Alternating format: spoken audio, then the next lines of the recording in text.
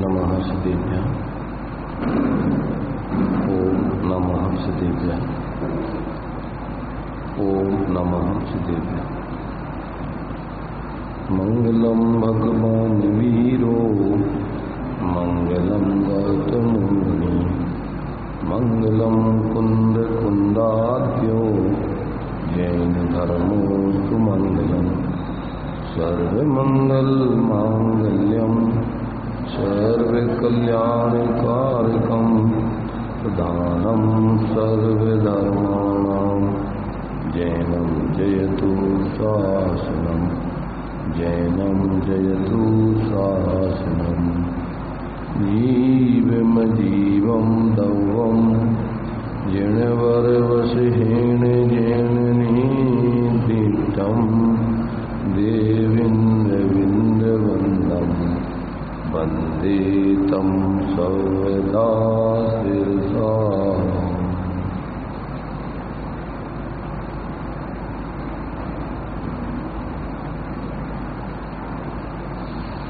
विषय अपना द्रव्य संग्रह जी के माध्यम से जीव आदि द्रव्यों के स्वरूप को सामान्य और विशेष रूप से यहाँ पर समझ रहे हैं। अभी जीव के स्वरूप को समझने के लिए जो 9 प्रकार से जीव को समझाया है, उसमें से अपनी संसार अधिकार की गाथाएं चल रही हैं।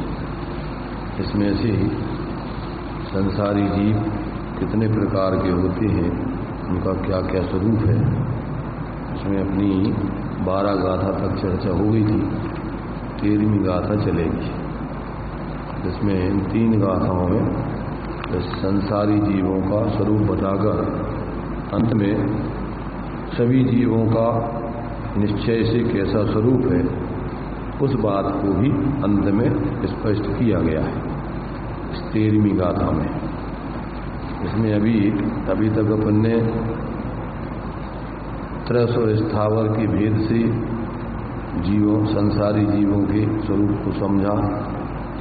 इसके बाद फिर यहाँ पर जो 14 जीव समास है, उसके माध्यम से 12वीं गाथा में उसको समझा। जीव जो शमणा अमणाड़ेया पंचेन्द्रिय निम्मणा परे सव्वे बादर स्वयं इंद्री सव्वे पज्जत इधराया। इस प्रकार से जो पंचेंद्रिय जीव मन सहित मन रहित और बाकी सब जीव मन रहित ही होते हैं। उनमें से एक इंद्रिय जीव बादर और सूक्ष्म के भेद से 2 प्रकार के हैं। ऐसे कि पंचेंद्रिय जीव 2 प्रकार के, एक इंद्रिय जीव 2 प्रकार के, मन सहित और मन रहित पंचेंद्रिय 2 भेद, एक इंद्रिय के बादर और सूक्ष्म के भेद से 2 भेद, और 3 प्रकार से जो है विकलत्रय जीव हैं, 2 इंद्रिय 3 इंद्रिय 4 इंद्रिय, ऐसे 7 भेद हो जाते हैं। और इन सबके पर्याप्त और अपर्याप्त के भेद से 14 प्रकार के जीव समाज यानी जीवों के समूह संसार में पाए जाते हैं, ऐसा यहाँ पर स्पष्ट किया गया था। और इसके बाद में उनकी 6 पर्याप्तियाँ भी होती हैं जीवों की, संसारी जीवों की। तो उसमें एक इंद्रिय जीव की 4 पर्याप्ति होती हैं, किंतु अपर्याप्त दशा में उसकी 3 पर्याप्तियाँ होती हैं। उसमें श्वासोच्छ्वास नहीं पाई जाती। ये 37 पेज पर जो है इसमें अपन ने जो है पर्याप्तियों का विशेष खुलासा दिया था। ये जो है एक इंद्रिय जीव की 4 पर्याप्ति होती हैं, उनमें से अपर्याप्त दशा जब तक रहती है, चाहे वो लब्धि अपर्याप्त हो, चाहे निर्वृत्ति अपर्याप्त हो, अथवा तो इसमें तब तक जो है वो क्या है 3 पर्याप्तियाँ पाई जाती हैं। और 4 इंद्रिय से लेकर असंगी पंचेंद्रिय तक के जीवों के क्रम से जो है फिर एक एक पर्याप्ति बढ़ती जाती है और फिर अंत में जो है संगी पंचेंद्रीय जीवों के 6 पर्याप्तियां होती हैं। जैसे तो क्या है, 2 इंद्रिय से लेकर के असंगी पंचेंद्रिय तक के जीवों के कितनी पर्याप्ति होती हैं? 5 पर्याप्तियां होती हैं। परंतु अपर्याप्त दशा में इन सभी जीवों की क्या है, 4 पर्याप्तियां होती हैं। उनकी वचन बल नहीं होता है। और अंत में जो संगी पंचेंद्रिय जीव हैं उनकी 6 पर्याप्तियां होती हैं। और इंद्रियों की आधार पर जो है, ये प्राणों के आधार की बात चल रही है। इसमें दी है ना, इसमें 37 पेज पर इंद्रिय, काय और आयुष, ये 3 प्राण पर्याप्त और अपर्याप्त दोनों को होते हैं। और श्वासोच्छ्वास पर्याप्त को ही होते हैं। यानी 3 पर्याप्त माने उनके जो है प्राण पाए जाएंगे उस समय। किस समय? जिस समय जो है उनकी अपर्याप्त दशा होगी। और आगे जो है फिर वचन बल प्राण 2 इंद्रिय आदि पर्याप्तकों के ही होते हैं। और मनोबल प्राण संगी पर्याप्तकों के ही होते हैं। पर्याप्त अवस्था में संगी पंचेंद्रियों को 10 प्राण होते हैं। असंगी पंचेंद्रियों को मन के बिना 9 प्राण होते हैं। और चतुरिंद्रिय जीवों के मन और कर्णेंद्रिय के बिना 8 प्राण होते हैं। 3 इंद्रियों के मन, कर्ण और चक्षु इंद्रिय के बिना 7 प्राण होते हैं। 2 इंद्रियों के मन, कर्ण, चक्षु और घ्राणेंद्रिय के बिना 6 प्राण होते हैं। और 1 इंद्रिय के मन, कर्ण, चक्षु, घ्राण, रसना और वचन के बिना 4 प्राण होते हैं। और अपर्याप्त जीवों में संगी तथा असंगी इन दोनों पंचेंद्रियों को श्वासोच्छ्वास, वचन बल और मनोबल के बिना 7 प्राण होते हैं। इनके चाहे संगी हो चाहे असंगी पंचेंद्रिय जीवों के अपर्याप्त दशा में कितने प्राण होते हैं? 7 प्राण। उनके क्या क्या नहीं होता है उस समय? कि उस समय उनकी श्वासोच्छ्वास नहीं होता है, वचन बल नहीं होता है और मनोबल भी नहीं होता है। कब तक? जब तक अपर्याप्त दशा है। पर्याप्त दशा में संगियों के 9 प्राण हो जाएंगे, असंगियों की 9 प्राण हो जाएंगे और संगी के 10 प्राण हो जाएंगे। और चक्षु इंद्रिय से 1 इंद्रिय तक क्रम से 1 प्राण घटता जाता है। कहाँ से? चतुरिंद्रिय से 1 इंद्रिय तक 1 प्राण घटता जाता है। किस अवस्था में? माने अपर्याप्त दशा में 1 प्राण घटता जाएगा। यदि पंचेंद्रियों के 7 प्राण होते हैं तो 4 इंद्रिय के 6 प्राण होंगे और 3 इंद्रिय के 5 प्राण होंगे और 2 इंद्रिय के 4 प्राण होंगे। कौन सी अवस्था में? अपर्याप्त दशा में। और 1 इंद्रिय के 3 प्राण होंगे। इस प्रकार से 1 प्राण घटते हुए ऐसे जाते हैं। तो 3 इंद्रिय के 1 इंद्रिय के अपर्याप्त दशा में 3, 2 इंद्रिय के 4, 3 इंद्रिय के 5, 4 इंद्रिय के 6 और पंचेंद्रियों के पर्याप्त संगी असंगी दोनों के 7। और पर्याप्त दशा में तो अपन ने पढ़ ही लिए उसमें। तो इस प्रकार से इन दोनों गाथाओं में कही हुई क्रमानुसार यथा संभव इंद्रियादिक 10 प्राण समझना चाहिए। 6 पर्याप्तियां और 3 प्राण। तो पर्याप्तियों में 1 इंद्रिय जीवों के कितनी पर्याप्तियां होती हैं? 6 पर्याप्तियां बतलाई। तो 1 इंद्रिय जीव की 6 पर्याप्ति कौन कौन सी? आहार, शरीर, इंद्रिय, श्वासोच्छ्वास, भाषा और मन। तो 1 इंद्रिय की कितनी पर्याप्तियां? 1 इंद्रिय की 4 पर्याप्तियां। कौन कौन सी? आहार, शरीर, इंद्रिय और श्वासोच्छ्वास। अपर्याप्त दशा में 3 प्राण होते हैं। और दो इंद्रिय से लेकर और असंगी पंचेंद्रिय तक कितने प्राण होते हैं? एक कितनी पर्याप्तियां होती हैं? 5 पर्याप्तियां होती हैं। नहीं, पर्याप्त दशा में कितनी होती है? 5।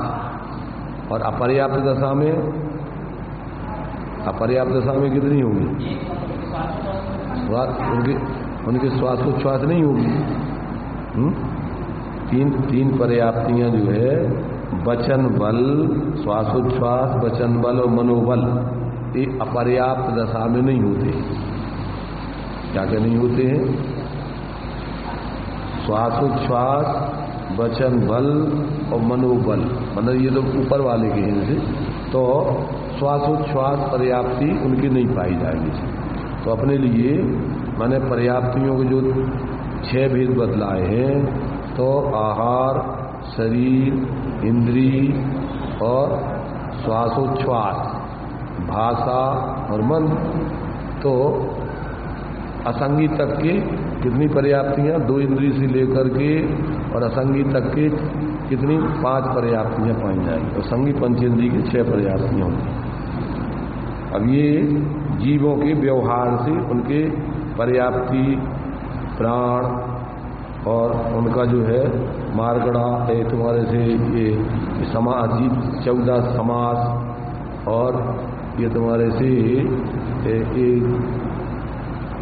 11वीं गाथा में जो है तरस और स्थावर जीवों के भेद, ये सब व्यवहार से उनके होते हैं। इस प्रकार से ये उनका स्वरूप समझाया। अब 13वीं गाथा में जो है कि मार्गणा गुण स्थान, इस 12वीं गाथा में तो 14 जीव समास बतला है। 11वीं गाथा में तरस स्थावर के भेद से जीवों के, संसारी जीवों के 2 भेद समझाए। स्थावर जीवों के 5 और तरस जीवों के 2 इंद्रिय से लेकर के 5 इंद्रिय तक के जीव, इस प्रकार से उसके भेद, ये संसारी जीवों की जानकारी इस प्रकार दी गई है। अब इसके अंत में जो है भावार्थ में उन्होंने सब जगह क्या दिया है?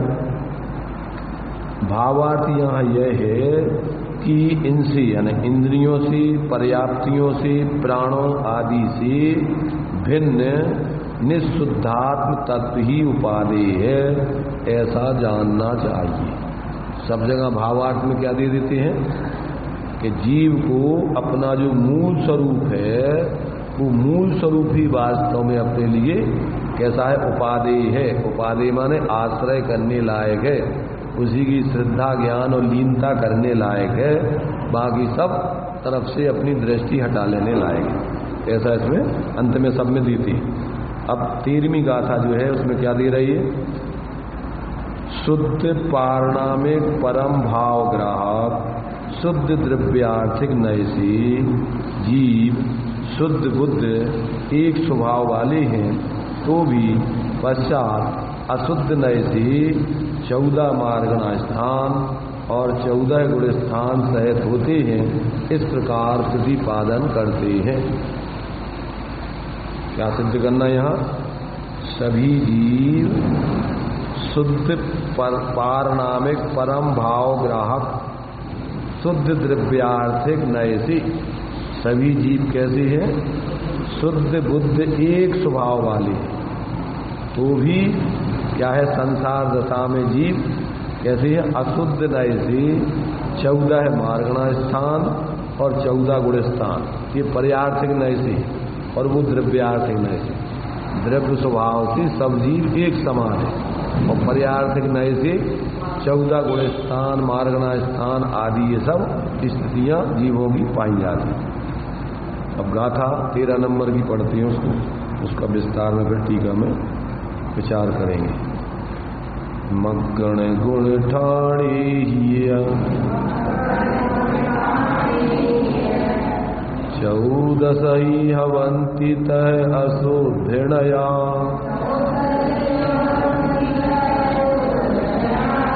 विण्णेया संसारी सव्वे शुद्धाहु शुद्धिणया,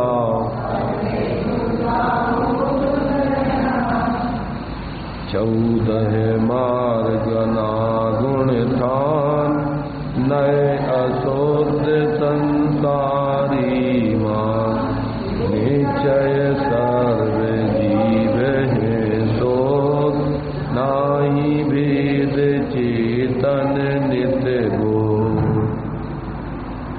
क्या कह रहे?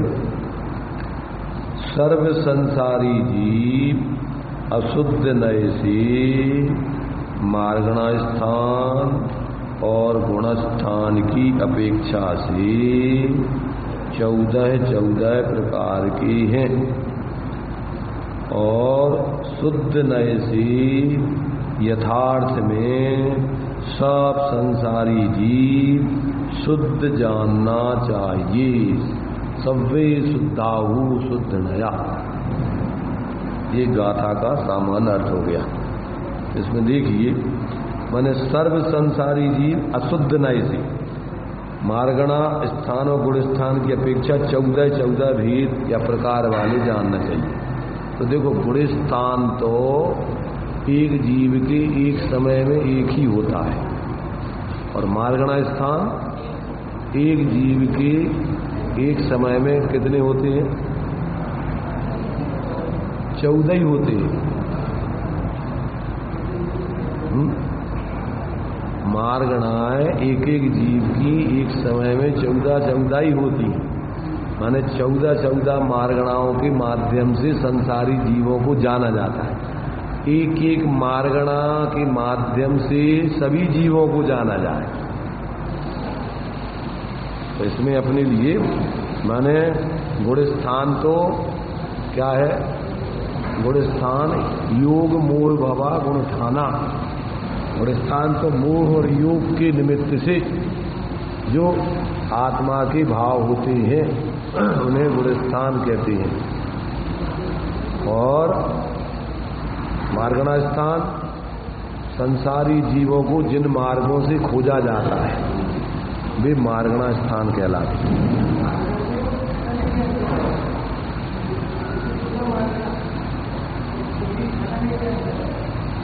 वो उसके भेद अलग हैं। 24 भी अलग है, 14 मार्गणा अलग है उसमें, और फिर 6 तुम्हारे से कितनी 24 चीजों में वो सब और जोड़े जाते हैं। गुण स्थान वगैरह सब जोड़ के वो सब समग्र रूप होता है उसका।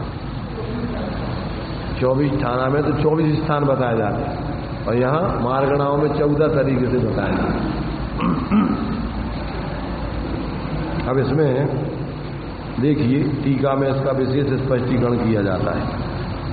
तो ये जो है मोह और योग के सद्भाव और अभाव निमित्त माने क्या? सद्भाव और अभाव।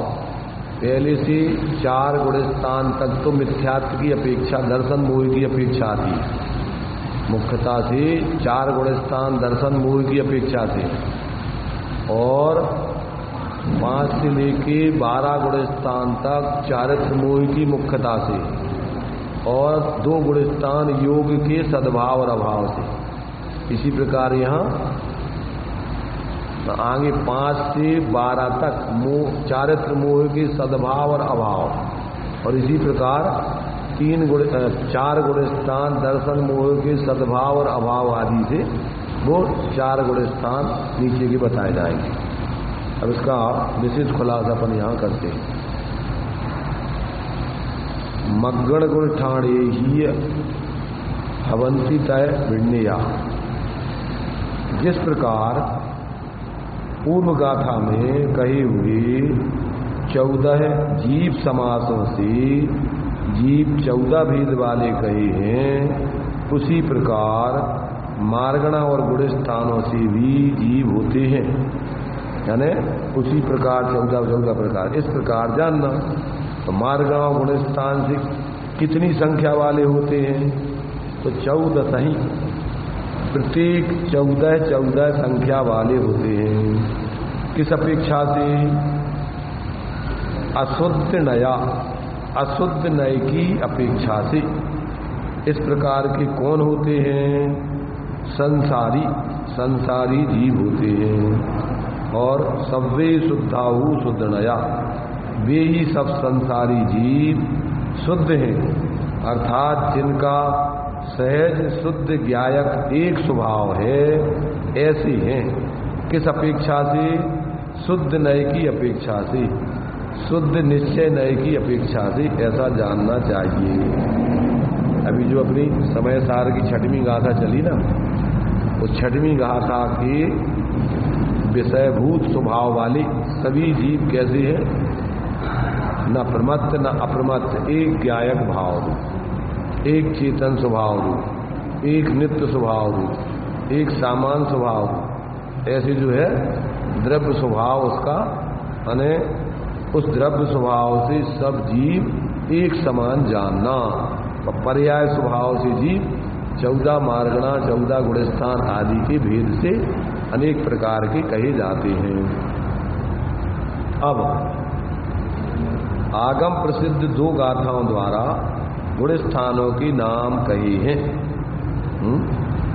आगम कथित गाथा द्वारा, आगम में जो गाथा कही गई है वो एक छोटी पुस्तक यहाँ पर रखी हुई है, उसमें वो गाथा दी गई है, उसके हिसाब से यहाँ गाथा पढ़ते हैं। ये जो है छोटी पुस्तक यहाँ रखी है वैसे तो, उसमें उसको गाथा दी गई है वैसे, जिसमें 14 गुण स्थानों के नाम दिए गए।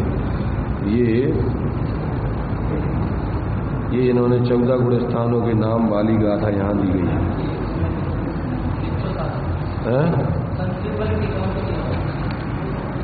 संस्कृति का में ऊपर दिया हुआ है, एक मिनट,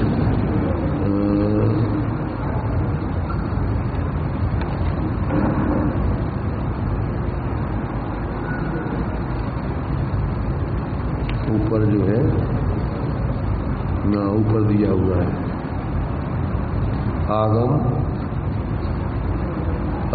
आगम प्रसिद्ध गाथा द्वीन गुणस्थाना नामानी कथयति, यही है उसमें। इसमें भी वही गाथा दी गई है।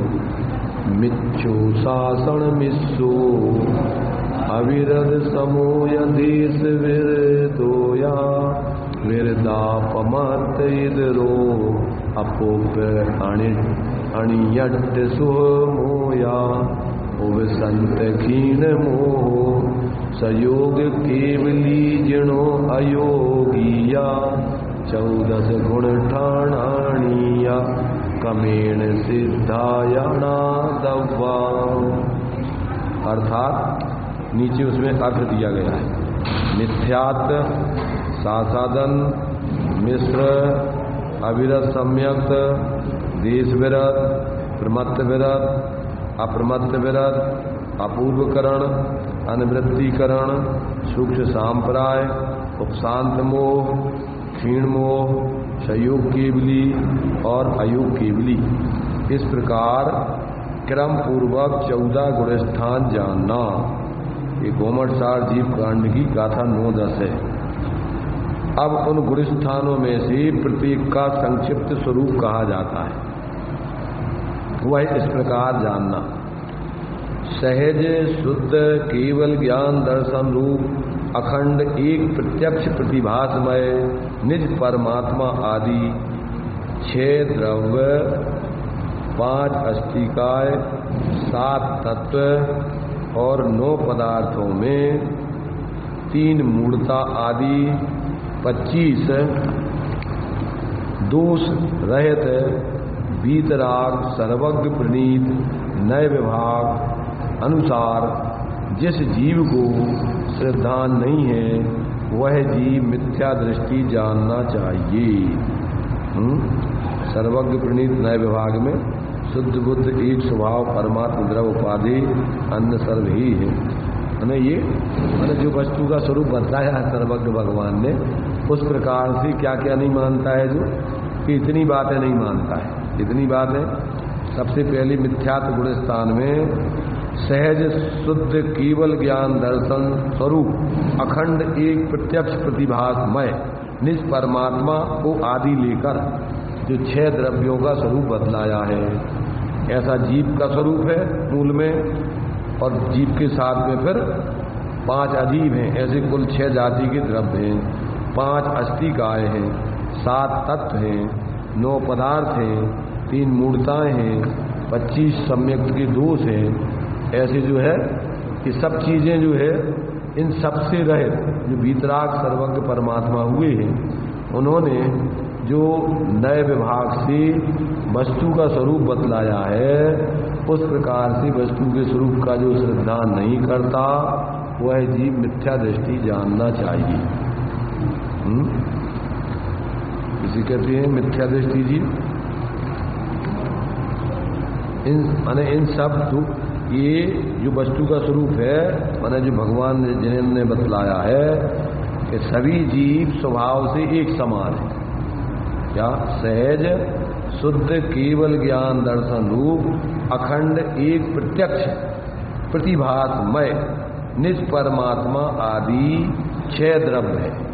इनको आदि करके माने जीव के इस प्रकार के स्वरूप को आदि करके, और 6 द्रव्यों का स्वरूप, पंचास्तिकाय का स्वरूप, 7 तत्वों का स्वरूप और 9 पदार्थों का स्वरूप।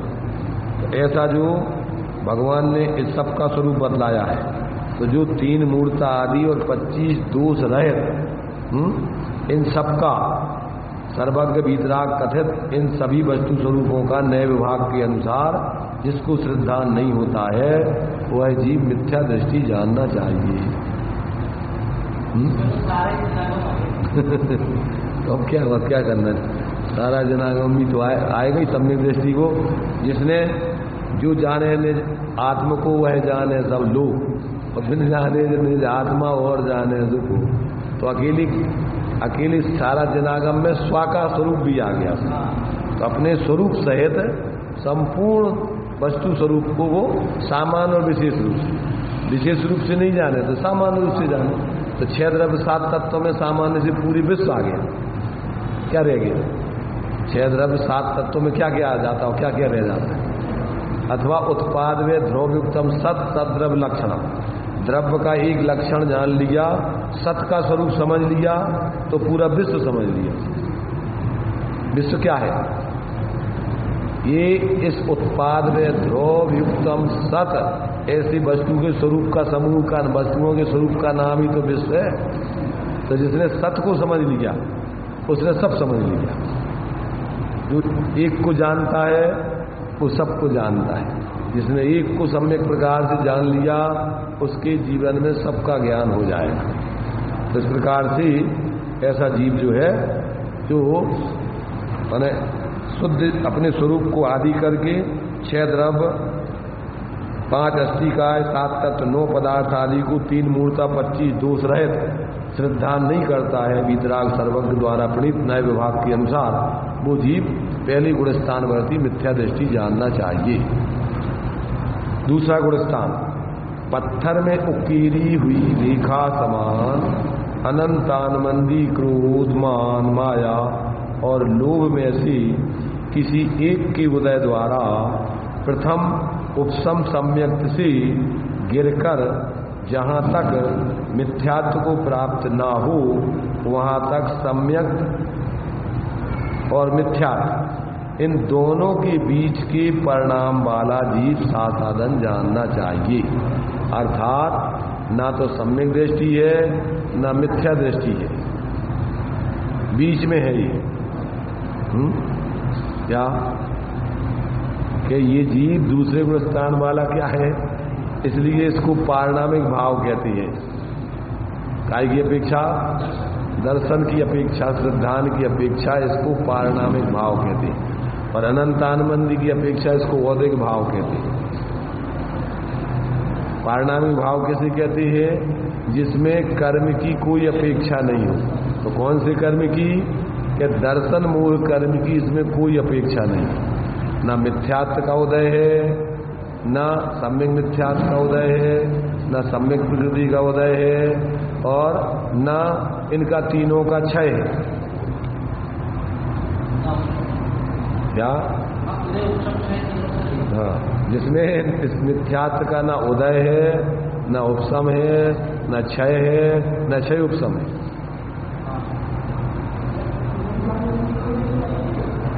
अरे मिथ्यात्व की बात चल रही, मिथ्यात्व की। मिथ्यात्व के कितने भेद हैं? मिथ्यात्व के 3 हैं, और मिथ्यात्व के अभाव पूर्वक उसका क्षय है। तो ना तो मिथ्यात्व का क्षय हुआ है, न मिथ्यात्व का उदय है, न सम्यक मिथ्यात्व का उदय है, न सम्यक प्रकृति का उदय है। मिथ्यात्व के चारों भेदों से रहित है। मिथ्यात्व का उपसम छह उपसम से रहित, ये परिणाम है दूसरे गुण स्थान का। इसलिए इसको पारिणामिक भाव भी बोलते हैं, मिथ्या माने श्रद्धा गुण की अपेक्षा, और चारित्र की अपेक्षा इसको अधिक भाव बोलते हैं। अनंतानंदी कसाय उदय है, इसलिए ये सासाधन गुण स्थान है। मैंने सम्यक की तो विराधना कर दी है और अभी मिथ्यात्व में आया नहीं है, तो अभी ये बीच में अधर में रह गया है। दृष्टांत कौन सा देते हैं? जैसे फल पेड़ पे से तो टूट जाए और जमीन पे जब तक गिरे नहीं, तो अधर में रहने गिरेगा जमीन में, पक्का है, परंतु अभी बीच में है दशा उसका। तो ऐसा जो है सासाधन गुणस्थान है। तो ये पहले गुणस्थान से नहीं होता है, ये उपसम सम्यक से गिर करके ही होता है। तो इस प्रकार से ऐसा यहाँ उसको जानना चाहिए।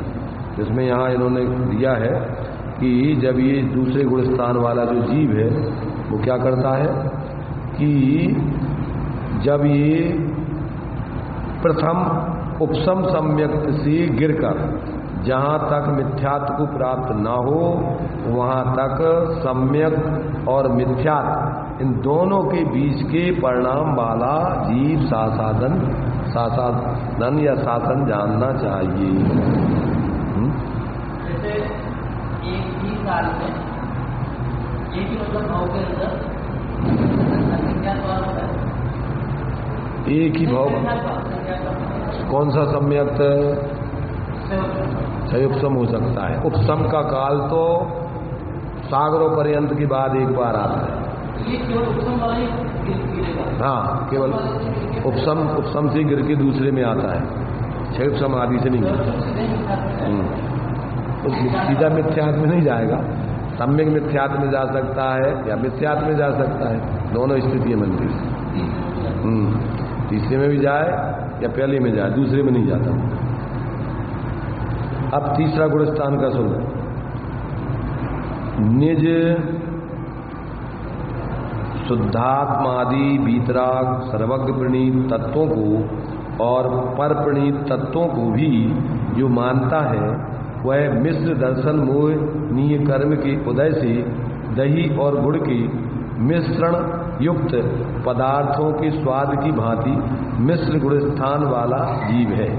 माने वो कैसा उसका स्वाद बन जाता है, माने जैसे दही और गुड़ मिलाकर के जो उसका माने स्थिति बनती है, कैसा बनता है वो खटमिठा, तो कुछ सम्यक तो कुछ मिथ्या, ऐसा मिश्र परिणाम वाला है।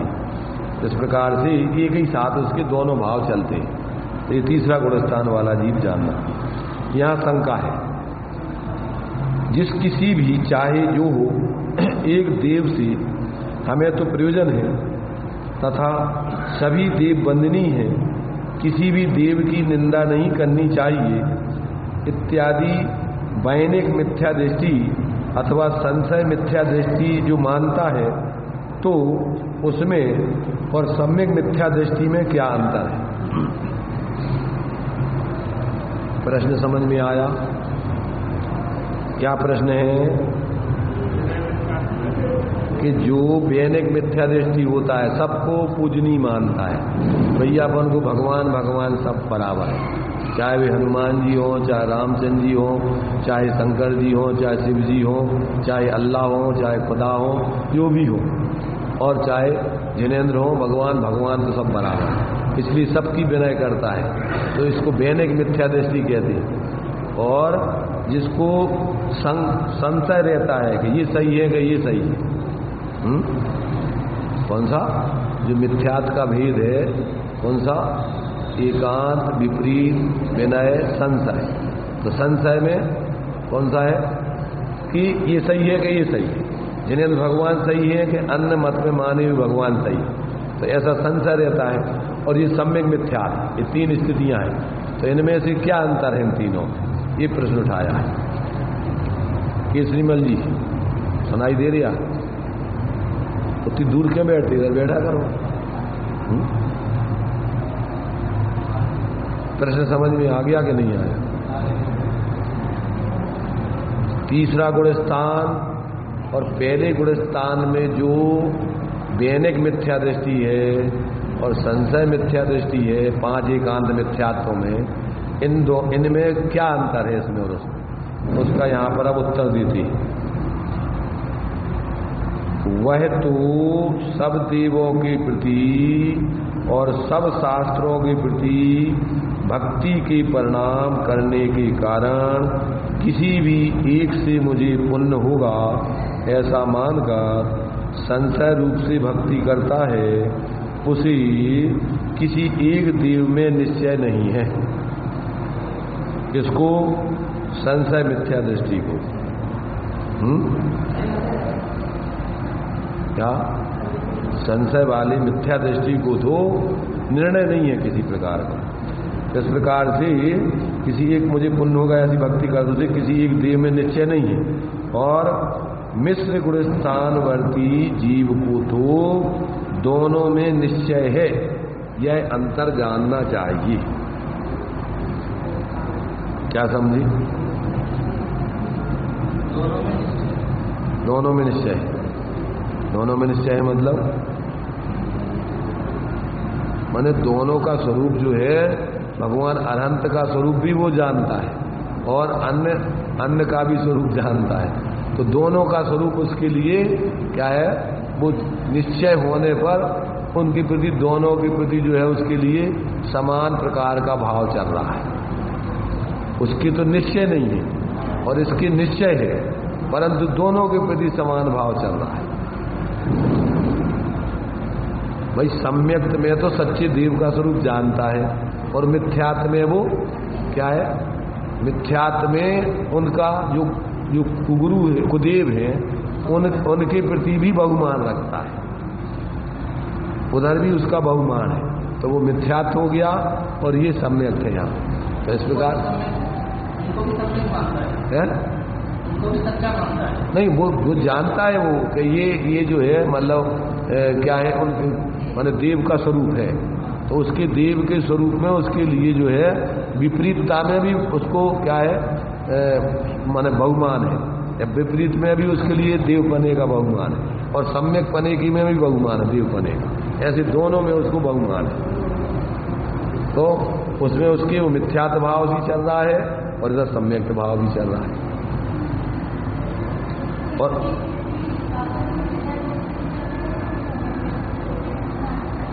दोनों में जा सकता है, मिथ्यात्व में भी जा सकता है, सम्यक में भी जा सकता है, ऊपर भी चढ़ जाए और नीचे भी गिर जाए, दोनों स्थितियां बन सकती हैं उसकी। जिसका पक्ष विशेष हो जाए उस तरफ उसका झुकाव हो जाए। अच्छा, ये तो हो गया संशय मिथ्या। अब इसके बाद क्या है कि जो अभी वैनिक मिथ्या, 3 का पक्ष रखा था इनमें, संशय मिथ्या दृष्टि और वैनिक मिथ्या दृष्टि और सम्यक मिथ्या दृष्टि, यानी मिश्र मिथ्या दृष्टि। सम्यक मिथ्या दृष्टि माने दोनों, ना सम्यक दृष्टि ना मिथ्या दृष्टि, दोनों तो मिथ्या ही दृष्टि है। संशय मिथ्या दृष्टि, वैनिक मिथ्या दृष्टि और सम्यक मिथ्या, दोनों मिश्र मिथ्या दृष्टि। मिथ्या दृष्टि का हो या मिश्र दृष्टि, न सम्यक दृष्टि न मिथ्या दृष्टि। तो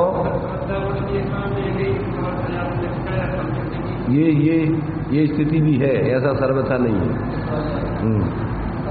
सामान्य से अपन कह देते हैं कि श्रद्धा गुण की या तो सम्यक दशा होगी या मिथ्या दशा होगी, पर ये दशा भी अपवाद रूप में ये भी दशा होती है, मिश्र दशा भी होती है। तो अब इसमें अपने लिए देखो, वैनिक मिथ्या दृष्टि में क्या है, वैनिक मिथ्या दृष्टि में तो उसको किसी का निर्णय ही नहीं है। समझ में आया कि नहीं? न उसको सच्चे देव का निर्णय है न मिथ्या देवों का निर्णय है, सबको समान रूप से बहुमान करता है, वो वैनिक मिथ्या दृष्टि है। संशय मिथ्या दृष्टि में तो उसको सही और गलत का निर्णय नहीं है, डमाडोल स्थिति है कि ये सही है कि ये सही है। तो ना तो इनका निर्णय है ना उनका निर्णय है, उसमें दोनों का निर्णय नहीं।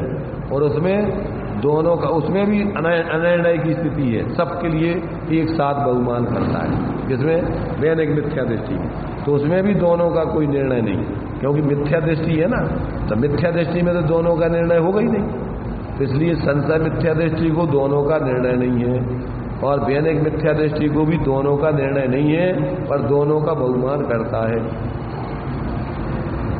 संशय वाला जरूरी नहीं कि भगवान करे, संशय वाले का जरूरी नहीं कि भगवान करे, तो मैंने भ्रमित है वो अभी, अब भ्रमित है तो वो तो मिथ्यात्व में पड़ा ही हुआ है भाई, क्योंकि बहुमान तो कहीं ना कहीं उसकी श्रद्धा तो कहीं ना कहीं रहेगी, तो अभी उसकी श्रद्धा संशय में डमाडोल पने की बनी हुई है।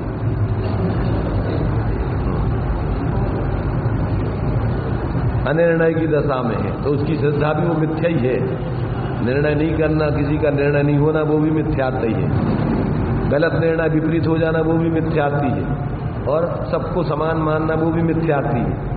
एक पक्ष माने अनेक दृष्टिकोण है, उनमें से एक पक्ष को ही सब मान लेना वो भी मिथ्यात्व है। तो एकांत, विपरीत, विनय, संशय और अज्ञान, और अनिर्णय की तरह कोई निर्णय नहीं करना वो भी मिथ्यात्व ही है। 5 प्रकार की ग्रीक मिथ्यात्व है, कौन कौन सी? एकांत, विपरीत, विनय के, संशय, अज्ञान, कुनय के, बस होए घोर अग कीने, बचते नहीं जात कहीने। ये जो है ये काय के बारे में है? देव, गुरु, धर्म, आप, आगम, पदार्थ, इनके बारे में 5 प्रकार का मिथ्यात्व होता है।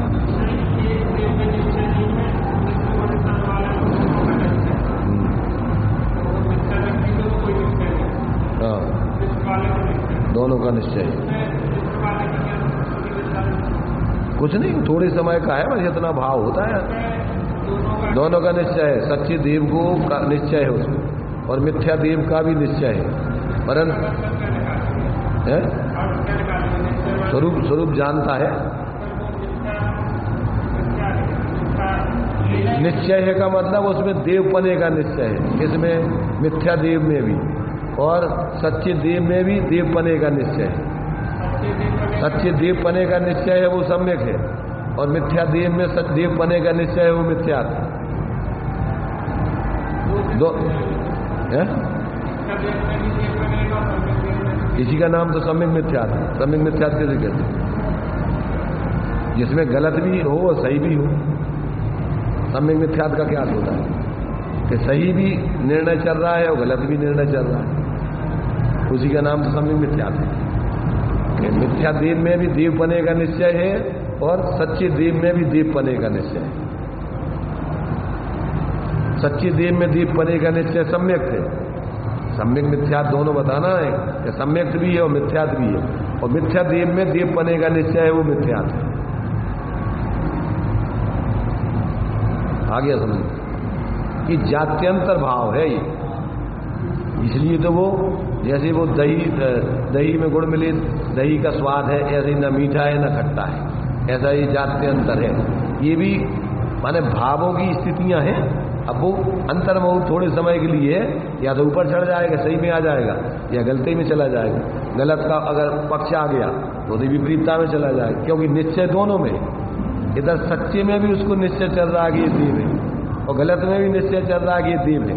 तो अब जिसकी तरफ उसका बहुमत आ जाएगा उधर वो या तो मिथ्यात्व में चला जाएगा, सम्यक में चला जाएगा। अगर इधर का देव सच्चे देव का पक्ष आ जाएगा और झूठे देव में झूठापन आ जाएगा तो सम्यक हो जाएगा।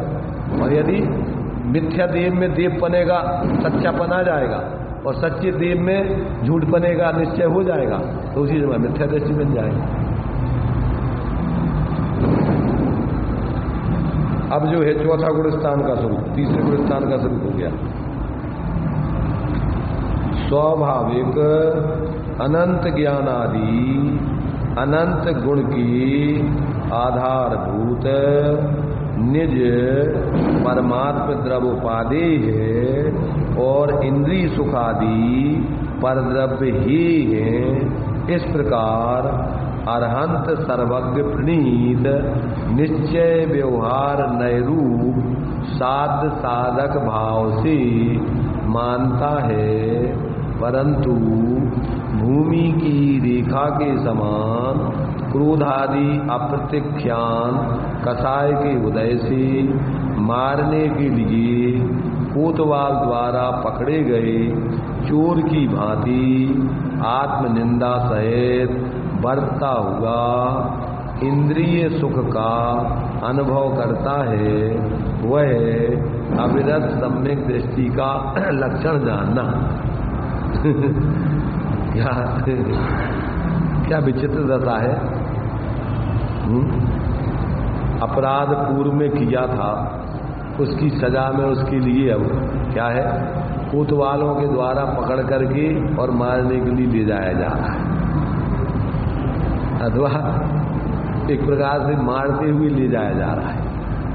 परंतु वो अपनी उस अपराध की निंदा गढ़ा कर रहा है कि अपन को ये कार्य वास्तव में करना नहीं चाहिए था। तो अब उसको क्या है कि मूल में तो उसका क्या चल रहा है, स्वाभाविक अनंत ज्ञानादि अनंत गुण की आधारभूत निज परमात्म द्रव्य ही उपादेय है और इंद्रिय सुख आदि पर द्रव्य ही है। इस प्रकार अरहंत सर्वज्ञ प्रणीत निश्चय व्यवहार नैक रूप साध्य साधक भाव से मानता है। नीचे रेफरेंस ने खुलासा किया है, इसमें क्या दिया, अवरत सम्यक दृष्टि जीव निज परमात्म द्रव्य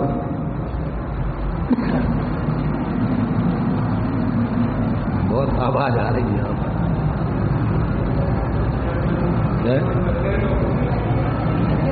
क्या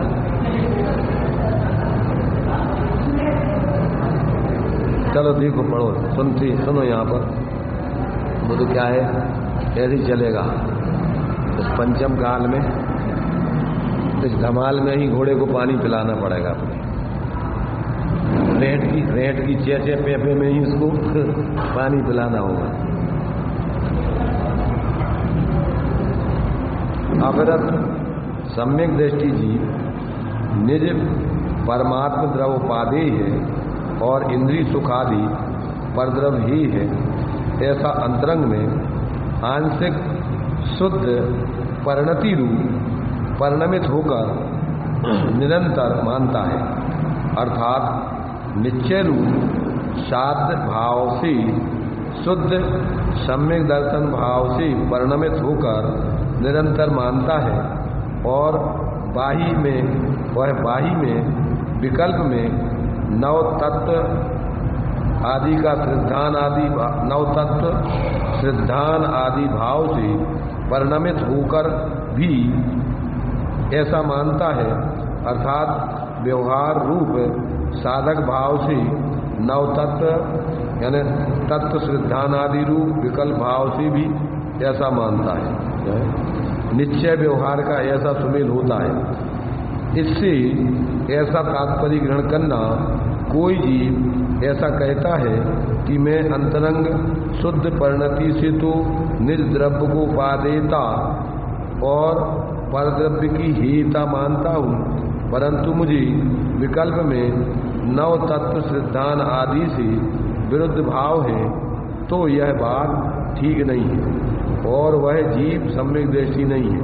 तथा कोई जीव ऐसा कहता है कि मैं नव तत्व श्रद्धान आदि रूप विकल्प भाव से तो निज द्रव्य की उपादेयता और परद्रव्य की हेयता यथार्थ मानता हूँ, परंतु मुझे अंतरंग में शुद्ध परिणमन नहीं है, तो वह जीव भी सम्यक दृष्टि नहीं है।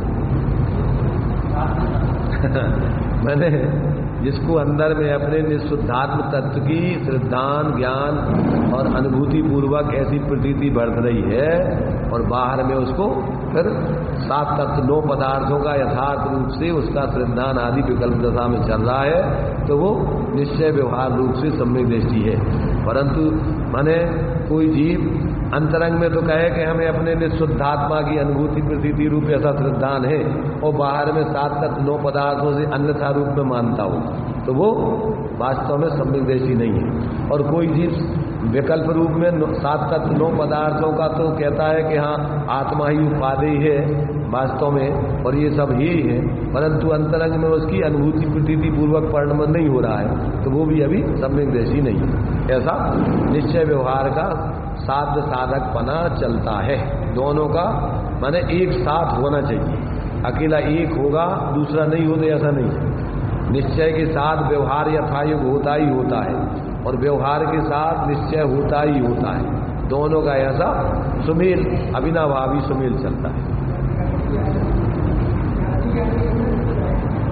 नहीं, व्याप्ति ज्ञान में तो अपन निर्णय करो, पर ऐसा वस्तु स्वरूप का परिणमन है उस जीव का, सम्यक दृष्टि का जीवन होता है ऐसा। व्याप्ति ज्ञान से तो निर्णय किया जाता है दूसरों का या अपने खुद का भी करो, परंतु ऐसा वस्तु का स्वरूप है चौथे गुणस्थान वाले जीव को परद्रव्यों से भिन्न अपनी आत्मा की अनुभूति प्रतीति भी साथ में उतनी अनंत आनंदी कसाय के अभावजन बीतरागता बरतती ही है, और साथ में विकल्प दशा में 7 तत्व 9 पदार्थों का यथार्थ निर्णय चलता है। और बाहर में जिसकी सविकल्प दशा में 7 तत्व 9 पदार्थों का निर्णय तो चले, पर अंदर में अपनी आत्मा की अनुभूति प्रतीति पूर्वक मिथ्यात्व का अनंतानमंदी का अभाव पूर्वक वाली भीतरागता नहीं हो, तो अभी वो सम्यक नहीं है। वो सब आते उसमें 7 तत्वों में गर्भित है, 9 तत्व 9 पदार्थ देव शास्त्र। ऐसा बराबर स्वरूप उसका समझना चाहिए कि माने सम्यक दृष्टि है, माने निश्चय व्यवहार का सुमेल उसकी जीवन में है, ऐसा समझना उसको। ये जो है आत्मनिंदा सहित वर्तता हुआ इंद्रिय सुख का अनुभव करता है, ये हर समय की बात है। हर समय मतलब जब देखो हर समय तो कोई निंदा करा नहीं करेगा, अभिप्राय में उसकी बना ऐसा अभिप्राय बना रहेगा लब्धि रूप में। उपयोग रूप में तो जब कभी इस प्रकार का भाव बनेगा तो निंदा करा करेगा, नहीं तर तो अभिप्राय में तो उसकी धारा प्रवाह है कि ये ही है, वास्तव में अपने हित रूप नहीं है, ऐसे उसके अभिप्राय में बराबर निर्णय बरतता ही रहेगा। परिवार उपयोग रूप में जब निंदा ग्रह का भाव आएगा तब करेगा, वो एक अलग चीज है।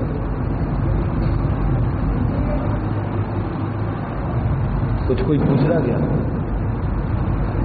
कोई कुछ पूछ रहा क्या? चलिए 5वां गुणस्थान, जो पूर्वोक्त प्रकार से सम्यक दृष्टि होता हुआ भूमि की रेखा के समान क्रोधादि अप्रत्यक्षानावरण रूप द्वितीय कसाय के उदय का अभाव होने पर दंसन वय सामाय कोशय सचित राय बतेया वौवारंभ परिगय अणुमण उत्तिष्ठ देश विरदोया दर्शन व्रत सामाय क्रोशद सचित विरत रात्रि भोजन त्याग ब्रह्मचर्य आरंभ त्याग परिग्रह त्याग अनुमति त्याग और उद्देश्य त्याग। इस गाथा में कही हुई श्रावकों की 11 स्थानों में अंतरंग में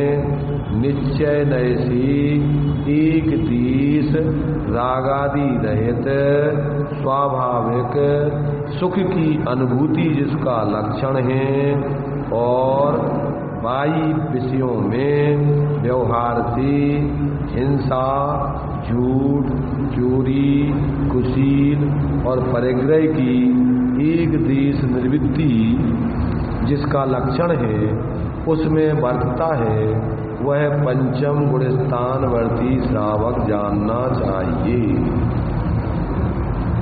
ये निश्चय व्यवहार का सुमेल है।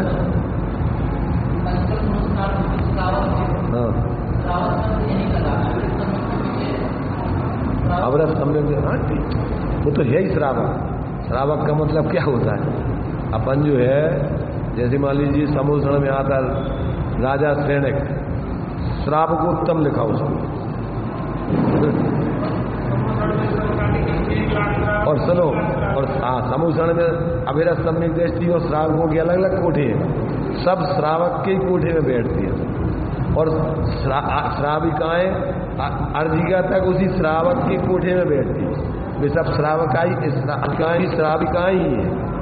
मुनि अर्जिका, श्रावक श्राविका है। तो वो श्राविका के कोठे में ही अर्जिकाएं रहती है। अर्जिकाओं का अलग से कोठा नहीं होता है। कितने कोठे होते हैं? 12। 12 में से 8 कोठे तो देवों के, देवांगनाओं के होते हैं, और 3 कोठे मनुष्यों के होते हैं, और 1 कोठा त्रयंशों का होता है। तो मनुष्यों के 3 कोठों में पुरुषों के 2 कोठे अलग अलग हैं, क्योंकि मुनिराजों की अलग कोठा है और श्रावकों का अलग कोठा है। परंतु स्त्रियों में अर्जिकाओं का और तुम्हारे से श्राव सामान्य से स्त्रियों का सब पंचम गुण स्थान के अंतर्गत उनको लिया है। श्राविकाओं में उनको ले लिया है। इसलिए ये तो यहाँ पर अपन को माने सब श्रावक ही सामान्य। तो ये यहाँ पर जो है, चूंकि व्रतों के आधार पर यहाँ पर श्रावक की मुख्यता से कथन किया है, इसलिए पंचम गुण स्थान की बात चल रही है। तो यहाँ पर जो है क्या है, पंचम गुण स्थान में निश्चय व्यवहार का स्वरूप कि वास्तव में 2 चौकड़ी कसाय के अभाव पूर्वक यहाँ दिया ना, अंतरंग में निश्चय नय सी एक देश राग आदि रहे, स्वाभाविक सुख की अनुभूति जिसका लक्षण है। आत्मिक अतीन्द्रिय सुख उतना बरत रहा है स्वाभाविक, माने कोई कृत्य में कर्मोजनित या इंद्रिय जनित नहीं, आत्मिक सुख स्वाभाविक माने। तो इस प्रकार से स्वाभाविक सुख की अनुभूति जिसका लक्षण है, और ये तो निश्चय उसका चारित्र हो गया। और बाई में विषयों में यानी व्यवहार से हिंसा, असत्य, चोरी, अभ्रम और परिग्रह की एक देश निवृत्ति जिसका लक्षण है उसमें बढ़ता है, वह पंचम गुण स्थानवर्ती श्रावक जानना चाहिए। अब इसके बाद में छठम गुण स्थानवर्ती मुनिराज की दशा क्या होती है? जब वही सम्यक दृष्टि धूलि की रेखा समान क्रोधादि प्रत्यक्षानावरण तीसरी कसाय का उदय होने पर, और तीसरी कसाय का उदय के अभाव छूट गया। ऊपर जो संस्कृत में दिया होगा इसमें अभाव छूट गया। 1 मिनट, 6वें नंबर में कहाँ दिया इधर से? साइब सदृष्टर धूलि रेखादि सदृश क्रोधादि तृतीय कसाय उदय अभावे लिखा है। इसमें उदय लिख दिया और अभाव छूट गया है। कसाय के उदय का अभाव होने पर 5 महाव्रतों में अंतरंग में निश्चय रहसी रागादि उपाधि रहे स्वाशुद्धात्म संवेदन से उत्पन्न सुखामृत का अनुभव जिसका लक्षण है, और बाह्य विषयों में व्यवहार से हिंसा, असत्य, चोरी, अभ्रम तथा परिग्रह की संपूर्ण रूप से निर्वृत्ति जिसका लक्षण है उसमें बढ़ता है, तब दुस्वप्न आदि व्यक्त और अव्यक्त प्रमाद सहित होने पर भी क्या कहा, तब छठे गुण स्थान का स्वरूप बताया जा रहा है। तो क्या करता है, तब वो इस प्रकार से 3 चौकड़ी कसाय के अभाव होने पर अंतरंग में तो उसके निश्चय से रागादि रहित उपाधि रहित स्वशुद्धात्मा की संवेदन से उत्पन्न सुखामृत का अनुभव बरत रहा है, ऐसा लक्षण है जिसका वो निश्चय चारित्र है। और बाह्य में विषयों में अर्थात 5 पाप आदि में हिंसा, असत्य, चोरी, अभ्रम तथा परिग्रह की संपूर्ण रूप से निर्वृत्ति जिसका लक्षण है उसमें बढ़ता है, तब दुस्वप्न आदि व्यक्त और अव्यक्त प्रमाद सहित होने पर भी वह छठे गुण स्थानवर्ती प्रमत्त संयत जीव जानना चाहिए। क्या समझ में आया?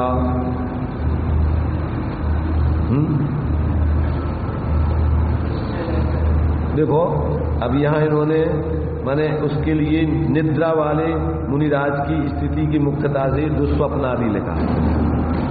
जब मुनिराज नींद में हो रहे हो तो स्वप्ने में आदि दोष लगाए, तो दोष आदि लग सकते हैं, दुस्वप्न आदि स्वप्न में आ सकते हो, तो उस प्रकार से वो प्रमाद में चले गए। अथवा दुस्वप्न आदि ना भी आ रहे हो तो भी क्या हो रहे हैं वो, ये तो व्यक्त रूप में उनको समझ में आ गए और उनके ज्ञान में नहीं भी आ रहे। कभी कभी स्वप्न अपन को ध्यान में रहते, कभी कभी नहीं भी रहते, परंतु नींद में है तो अभी वो छठे गुण स्थान बढ़ती है। समझ में आया?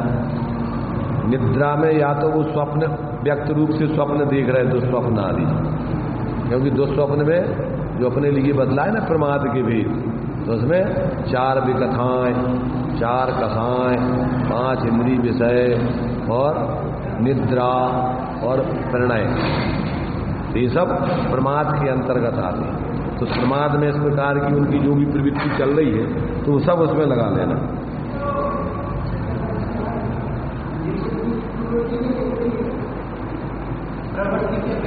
अब बता रहे हैं ना प्रवृत्ति तो उनकी अब वो सब प्रकार से सब चल ही रहा है, वो तो प्रवृत्ति रूप तो है निद्रा। अब उसमें असावधानी बताना है मूल में, तो प्रमाद में क्या बताना है? असावधानी विशेष बताना है। 15 प्रकार का प्रमाद। स्वप्न दशा तो एक है उसका निद्रा एक प्रमाद का भेद है। कसाय वजह से मालिक गुस्सा कर रहे, शिष्य को डांट रहे हैं, ये क्या चल रहा है उनका? ये प्रमाद चल रहा है। ये सब कसायों की प्रवृत्ति चल रही, व्यक्त रूप में अव्यक्त रूप में चला ही नहीं वो तो। भाई देखो अभी जो है 10वें गुण स्थान तक भी कसाय का उदय चलता है, तो अभी तो यहाँ पर मुख्य रूप से व्यक्त कसाय मुख्य रूप से चल रही। निद्रा आदि में है तो वो तो स्वप्न आदि उनके चल रहे हैं, तो व्यक्त स्वप्न आदि है अथवा अव्यक्त है, तो वो नींद में है तो वो तो प्रमाद में ही है, 6वें गुण स्थान बढ़ती। तो इस प्रकार से ये 6वें गुण स्थान बढ़ती जीवों की 3 चौगड़ी कसाय के अभावजन उतनी बीतरागता उनकी बरत रही है, साथ में 5 महाव्रत आदि का पालन करते हुए, और इस प्रकार के परिणामों में उनकी क्या है 15 प्रकार के प्रमादों में से जो भी प्रवृत्ति व्यक्त अव्यक्त रूप चलती है वो प्रमत्त गुण स्थान कहलाता है।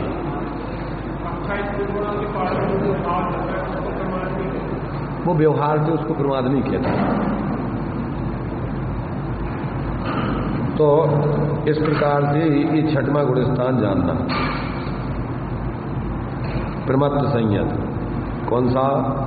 बाई विषयों में देखो, सबसे पहले तो अंतरंग में निश्चय नयसी रागादि उपाधि रहे शुद्धात्म संवेदन से उत्पन्न सुखामृत का अनुभव जिसका लक्षण है, उसके पहले और जो लिखा है कि जब वही सम्यक दृष्टि जीव धूलि की रेखा समान क्रोधादि प्रत्यख्यानावरण तीसरे कसाय के उदय के अभाव होने पर 5 महाव्रतों में अंतरंग में निश्चय नयसी रागादि उपाधि रहे स्वशुद्धात्म संवेदन से उत्पन्न सुखामृत का अनुभव जिसका लक्षण है, और बाही में क्या है हिंसा, असत्य, चोरी, अभ्रम और परिग्रह की संपूर्ण रूप से निवृत्ति जिसका लक्षण है, उसमें बढ़ता है।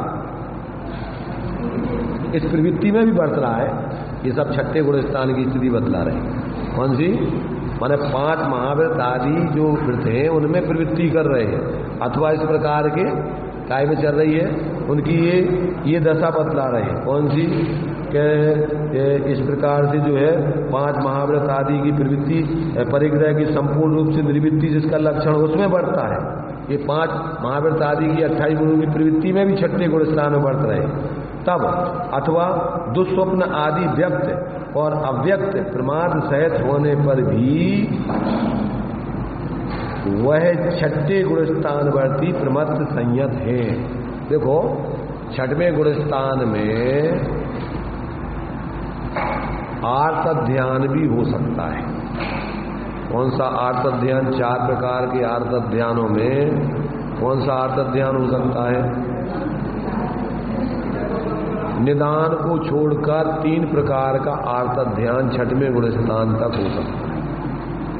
कौन सा? इष्ट वियोगत, अनिष्ट संयोगत, पीड़ा चिंतन। ये 3 प्रकार के आर्त ध्यान 6वें गुण स्थान तक हो सकते हैं। तो वो सब उसमें ये सब गर्भित प्रमत्त दशा में ये सब आ जाएंगे। तो माने इस प्रकार के जो भाव है दुस्वप्न आदि ये सब व्यक्त प्रमाद आदि के अंतर्गत आते हैं, अथवा ये 28 मूल आदि का पालन भी उसी प्रवृत्ति में 6ठम गुण स्थान के अंतर्गत लिया हुआ है। तो इस प्रकार ये उसमें बढ़ता है, ये हिंसा, झूठ, चोरी, अभ्रम तथा परिग्रह की संपूर्ण रूप से निर्वृत्ति जिसका लक्षण है उसमें बढ़ता है तब, और दुस्वप्न आदि व्यक्त और अव्यक्त प्रमाद सहित होने पर भी, माने ये दूसरी व्यवस्था है कि ऐसी दशा होवे तो भी वह छठे गुण स्थान बढ़ती प्रमत्त संयति है, ऐसा जानना चाहिए। बहुत स्पष्ट रूप से ये सारी बातें इसमें दी गई है, इसमें कहीं कोई भ्रम की दशा नहीं है। अब आगे जो है और गुण स्थानों का स्वरूप जो है क्रम से दिया है, अब उसको शांति से अपन विचार करते हुए समझते हुए चले, अपन को कोई जल्दी नहीं है, इसलिए अभी तो अपना टाइम हो गया है, यहीं पर अपन इसको विराम देते हैं।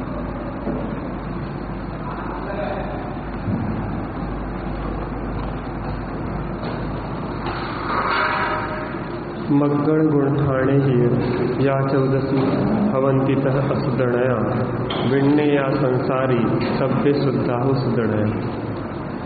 14 गुणस्थान, 14 मार्गण स्थान और 14 जीव समास के अशुद्ध नय से कहे गए हैं। जीव के वास्तव में परमार्थ से देखा जाए तो सब जीव तो शुद्ध नय से देखा जाए तो शुद्ध ही है।